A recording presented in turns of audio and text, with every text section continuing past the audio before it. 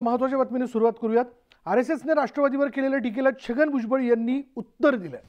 आम्हाला लढण्यासाठी 2 जागा मिळाल्या, मग 48 जागांवर परिणाम कसा, असा सवाल त्यांनी केला। पक्ष थोडा मागे राहिल्याची कबुली त्यांनी दिली। तसंच नाशिक लोकसभेच्या जागेसाठी इच्छुक होतो, मात्र तिकीट जाहीर होण्यास विलंब झाल्यानं माघार घेतल्याचंही भुजबळांनी स्पष्ट केलं। मला इच्छा आहे आणि म्हणून तर जे आहे नाशिकची लोकसभा लढवायला सुद्धा मी तयार झालो होतो।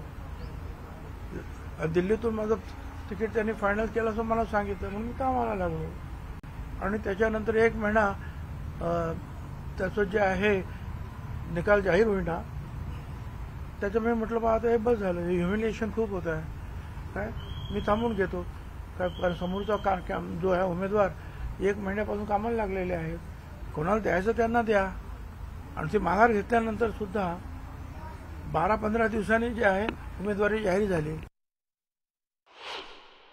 क्योंकि जब जैसे मैं विश्लेषण करता हूं कि ये क्यों हुआ, वैसे वो भी कर रहे हैं। अब मैं ये कहना चाहूंगा कि भाई 48 सीटों में हमको कितनी सीटें दी गई, 4, और 4 में जो है 2 सीट जो है वो तो जो शिरूर जो है वो शिंदे साहब का आदमी उधर के, और वो बाकी दूसरा क्या है वो परमानी, वो भी उन्होंने कहा कि एक धनगर समाज को देना चाहिए जानकर। तो हमारे पाले में आए 2 सीट, एक रायगढ़, दूसरी बाराबंकी। एक जगह हम जीत गए, एक जगह हम हार गए। अब उससे कैसे आप बोल सकते हैं कि 48 सीटों पर परिणाम हुआ?